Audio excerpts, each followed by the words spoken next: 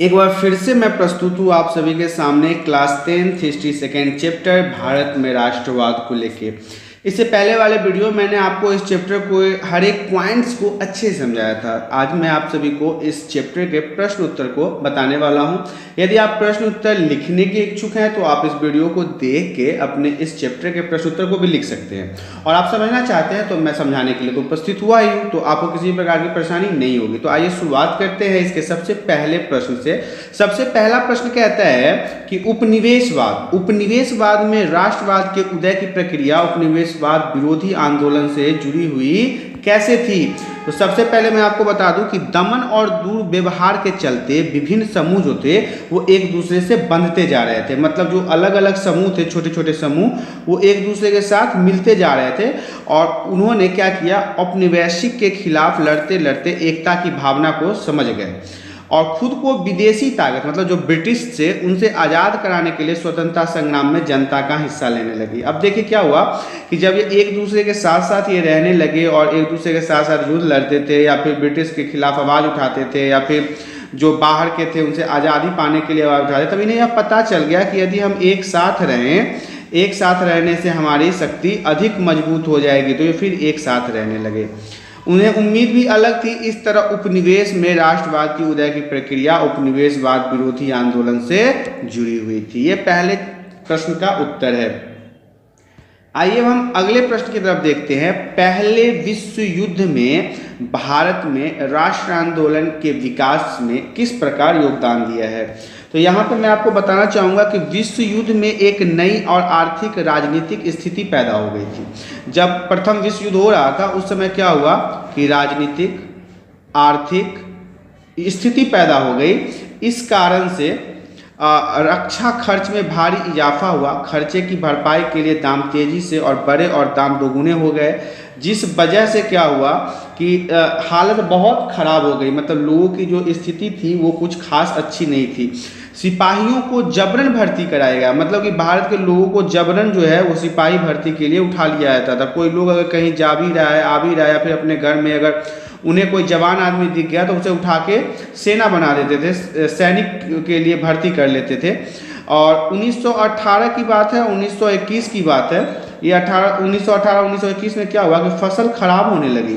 1921 जनगणना के मुताबिक महामारी के कारण 120 से 130 लाख लोग मारे गए। ये बहुत भारी जनसंख्या थी जो इस भूखमरी के कारण मारी गई थी। आइए अगले क्वेश्चन की तरफ देखते हैं। अगला क्वेश्चन है कि भारत में लोग रॉयल एक्ट के विरोध में क्यों थे। अब देखिए भारत में लोग रॉयल एक्ट के विरोध में इसलिए थे कि सरकार को डर सता रहा था। सरकार जो थी उस समय की मौजूदा, उसको डर सता रहा था कि कोई आंदोलन अवश्य होगा। इस एक्ट के अनुसार सरकार किसी भी व्यक्ति के बिना केस चलाए अनिश्चित समय के लिए बंद कर सकती है। उसे अपील, दलील या वकील करने का अधिकार भी नहीं था। अब देखिए कोई व्यक्ति को यदि हम जेल में या कहीं बंद करते हैं तो उसे में क्या होता है कि वह व्यक्ति जो है, मान लीजिए ये व्यक्ति है, इसे हमने जेल में बंद किया है, कारागार में बंद कर दिया है, तो अब ये क्या कर सकता है, इस व्यक्ति को तो इतना आज़ादी तो है कि ये अपने लॉयर से बात करेगा और अपने वकील से बात करेगा। लेकिन उस रॉयल एक्ट में क्या था कि इन्हें किसी भी प्रकार की स्वतंत्रता नहीं दी गई थी। ये बिल्कुल अस्वतंत्र थे। अस्वतंत्र कहने का मतलब है कि ये बिल्कुल जेल में बंद का मतलब है कि इनके साथ जो अंग्रेज चाहेगा, जो सजा देना चाहेगा वो दे सकता है। इसी कारण से ये इन्होंने इस काले बिल के नाम से इनको क्या बोला गया उस समय, इसे काला बिल बोला गया। काले बिल के नाम के साथ संबोधित किया गया। ये राष्ट्र सम्मान पर धब्बा था। ये था हमारे अगले प्रश्न का उत्तर। आइए हम अगले क्वेश्चन की तरफ देखते हैं। अगला क्वेश्चन कहता है गांधी जी ने असहयोग आंदोलन वापस क्यों ले लिया। तो गांधी जी ने असहयोग आंदोलन इसलिए वापस लिया कि असहयोग, देखिए क्या था उस समय का सिचुएशन वो देखिए। असहयोग जो आंदोलन था वो अपने चरम पर था, मतलब कि बिल्कुल पीक पर था। जब महात्मा गांधी जी ने 1922 में इसे वापस लिया, इस आंदोलन को वापस लेने के दो मुख्य कारण माने जाते हैं। मतलब ऐसे क्या कारण थे कि महात्मा गांधी जी ने असहयोग आंदोलन को वापस ले लिया, तो इसके दो कारण मुख्यतः माने जाते हैं, कारण 1 और कारण 2। तो आइए कारण 1 को सबसे पहले जानते हैं। कारण 1 जो है वो कहता है महात्मा गांधी जी का अहिंसा और शांति के समर्थक थे। मतलब उन्हें लड़ाई झगड़ा पसंद नहीं था। जब उन्हें पता चला कि चौरा चौरी में पुलिस थाने में आग लगाकर 22 पुलिस वाले को हत्या कर दी गई है, तो वो परेशान हो गए।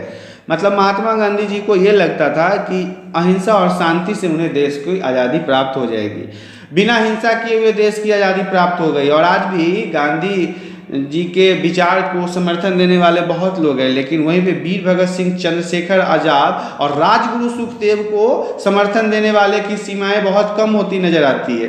तो मैं आपको बता दूं, छोड़िए विषय से विषयांतर नहीं होंगे, यहाँ पे मैं आपको बता दूं कि उन्होंने सोचा कि यह आंदोलन हिंसक हो जाए तो अंग्रेज सरकार और उग्र हो जाएगी, जो ब्रिटिश था वो उग्र हो जाएगी और बहुत सारे निर्दोष लोग इसमें मारे जाएंगे। इसलिए महात्मा गांधी ने असहयोग आंदोलन वापस ले लिया। यही मुख्य कारण 1 और मुख्य कारण 2 था। ऑप्शन 1 जो है आपका, और ये 2 जो है इसके मुख्य कारण थे कि गांधी जी ने इन्हीं 2 कारणों से असहयोग आंदोलन वापस ले लिया था। आइए नेक्स्ट क्वेश्चन की तरफ देखते हैं। सत्याग्रह के विचार का क्या मतलब था? तो देखिए, सत्याग्रह जो था सच्चाई हिंसा रोकने का ढंग है। दक्षिण अफ्रीका में नस्ल भेद से सफलतापूर्वक लोहा लिया, बाद में यह पद्धति उन्होंने ब्रिटिश सरकार के विरुद्ध अपनाए, मगर आपका उद्देश्य सच्चा और न्यायपूर्ण है तो अंत में सफलता अवश्य मिलेगी। देखिए, ऐसा है कि जब आप किसी सच्चे चीज़ के लिए खड़े हो जाएं तो भले ही सफलता आपको देर से मिले, लेकिन सफलता मिलेगी आपको जरूर। यही हुआ कुछ उस समय के समय में। बाद में उन्होंने इसी सिद्धांत का प्रयोग अनेक स्थानों पर किया। 1916 में चंपारण इलाका में बगान मालिकों के विरुद्ध किसान से बचाने के लिए, और 1917 में गुजरात खेड़ा जिले में किसानों के फसल खराब हो जाने के कारण और सरकारी कर से बचाने के लिए उन्होंने सरकारी कर से बचाने के लिए 1918 में गुजरात में अहमदाबाद में सूती कपड़ा मिल के मजदूरों को उचित वेतन दिलाने के लिए उन्होंने किया। तो ये सत्याग्रह के विचार का मतलब है। देखिए, सत्याग्रह जो था वो नाम लेते ही ना गांधी जी का चेहरा सामने आ जाता है। सत्याग्रह का अगर बात किया जाए तो गांधी जी का चेहरा सबसे पहले सामने आता है। अब ये इन्होंने बहुत सारे सत्याग्रह किए हैं, बहुत सारे सत्याग्रह किए हैं इन्होंने। तो ये भी कुछ सत्याग्रह का विचार था कि आखिर आप सत्याग्रह से क्या समझते हैं, तो आप यहाँ पे इसके इस मतलब से भी समझ सकते हैं। आइए हम अगले क्वेश्चन की तरफ देखते हैं कि जलियांवाला बाग हत्याकांड पर टिप्पणी लिखे। क्या टिप्पणी लिखे? इस पर तो एक पूरी ग्रंथ लिख सकते हैं। देखिए, रॉलेट एक्ट के विरोध में महात्मा गांधी ने सत्यपाल कच्चू को गिरफ्तार किया। देखिए यहाँ पे क्या हुआ कि रॉलेट एक्ट जो था उसके विरोध में यहाँ पे कुछ बातें होनी थी, लोगों ने इकट्ठा होना शुरू किया और गांधी और सत्यपाल कच्चू को गिरफ्तार कर लिया गया। गिरफ्तारी के विरोध के लिए 1913 में वैसाखी पर्व के दिन जलियांवाला बाग में जनसभा का आयोजन किया गया। मतलब वहाँ के लोगों ने आपस में इकट्ठा होने का प्रस्ताव रखा। अमृतसर के उस समय प्रशासक जनरल डायर ने इस सभा के कुछ सिपाहियों के साथ अवैध तरीकों से घुसपैठ की और उन्होंने वहाँ गोलियां चलवाई। इसमें सैकड़ों क्या हजारों आम लोगों की मौत हो गई। इसमें हजारों आम लोगों की मौत हो गई। हत्याकांड पर रिपोर्ट मांगने के लिए ब्रिटिश सरकार ने हंटर कमीशन की स्थापना की और इस आयोग की रिपोर्ट के बाद जनरल डायर को सम्मान दिया गया, जिससे महात्मा गांधी और सहयोगी जो हो गए थे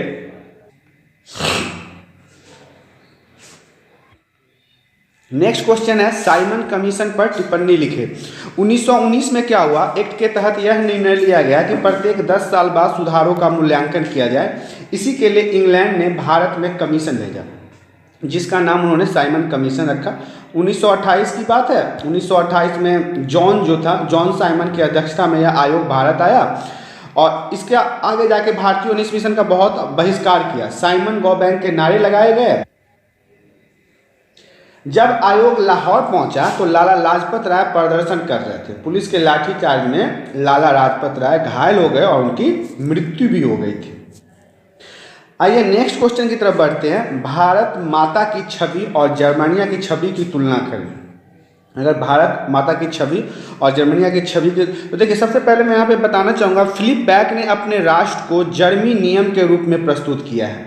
मैं बल तू वृक्ष क्या मुकुट पहने हुए दिखाई गई है, क्योंकि वह जर्मन बलम्बता का प्रतीक है। भारत में भी अभी नरेंद्र मतलब कि टैगोर जो थे वो उन्होंने भारत माता के रूप में दिखाया है। एक चित्र में उन्होंने माता को भोजन कपड़े देती हुई दिखाया है। इस चित्र में माता शेर और हाथी के बीच खड़ी है और उनके हाथ में त्रिशूल दिखाया गया है। तो ये जो छवि है ये चित्र से अंकित किया जा रहा है, मतलब कि हमने जो दो चित्र देखा है, पहला फिलिप बैक का और हमारा एक टैगोर जी का, तो इनके चित्र के हिसाब से हमने इस छवि को डिसाइड किया है। नेक्स्ट क्वेश्चन कहता है कि 1920 में जो असहयोग आंदोलन हुआ उसको आप कैसे समझ सकते हैं। देखिए, असहयोग आंदोलन 1920 में शुरू हुआ, 1922 में समाप्त भी हो गया था। 1920 में शुरू होकर 1922 में समाप्त हो गया। इसके कुछ प्रभाव अंग्रेज सरकार द्वारा दी गई सारी उपाधियों को वापस करना, सिविल सर्विस, सेना, पुलिस, कोर्ट, लेजिस्लेटिव काउंसिल का बहिष्कार करना, विदेशी सामानों का बहिष्कार करना और विदेशी कपड़ों की होली जलाई गई थी। यही था असहयोग आंदोलन। असहयोग आंदोलन में आखिर हुआ क्या, तो भारत के लोग जो जितने थे उन्होंने ब्रिटिश सामान का आविष्कार कर दिया, सेना का बहिष्कार कर दिया, पुलिस का बहिष्कार कर दिया, कोर्ट का बहिष्कार कर दिया, मतलब सारी चीज़ें जो सरकारी थी उनका बहिष्कार कर दिया। आइए अब हम अगले क्वेश्चन की तरफ बढ़ते हैं। राजनीतिक नेता प्रतीक निर्वाचकों के सवाल पर क्यों बटे हुए थे। अब देखिए, अलग अलग नेता अपने आप को संगठित करने में लगे हुए थे। उन्होंने निर्वाचित क्षेत्र से बात करने के लिए विधायक बन सके। उनका यह मानना था कि केवल राजनीतिक सशक्तिकरण जो राजनीतिक सशक्तिकरण था उनके माध्यम से ही वो अपने आप को सशक्त करना चाहते थे। लेकिन 1930 में क्या हुआ, दलित वर्ग एसोसिएशन का संगठन डॉक्टर भीमराव अंबेडकर द्वारा किया गया। डॉक्टर भीमराव ने 1923 में क्या किया, दलित समुदाय का संगठन बनाया और एक मतलब महात्मा गांधी जी भी इसमें काफ़ी बहस छिड़ी। किसके बीच, तो डॉक्टर भीमराव अंबेडकर और महात्मा गांधी के बीच काफ़ी लंबी बहस छिड़ गई थी इस मामले को लेकर। आखिरकार अंबेडकर ने महात्मा गांधी जी की राय मान ली थी, क्योंकि उस समय महात्मा गांधी जी सर्वोपरि थे, तो इसलिए उनका बात काटना सही नहीं था। तो इसलिए लास्ट में भीमराव अंबेडकर ने भी उनकी बातों को मान लिया। देख, प्रश्न उत्तर मैंने आपको समझा दिए। फिर भी अगर आपको किसी भी प्रश्न उत्तर को समझने में किसी भी प्रकार की परेशानी हुई है तो आप हमें कमेंट करके बताएं। इसके अलावा यदि आप हमारे वीडियो को पसंद करते हैं तो हमारे वीडियो को लाइक कर दें, और यदि हमारे चैनल पर पहली बार आए हैं तो हमारे चैनल को सब्सक्राइब कर लें, ताकि इसी तरह के एजुकेशनल वीडियो आपको हमेशा मिलती रहे। आज के लिए इतना ही था, धन्यवाद। फिर मिलेंगे अगले वीडियो में।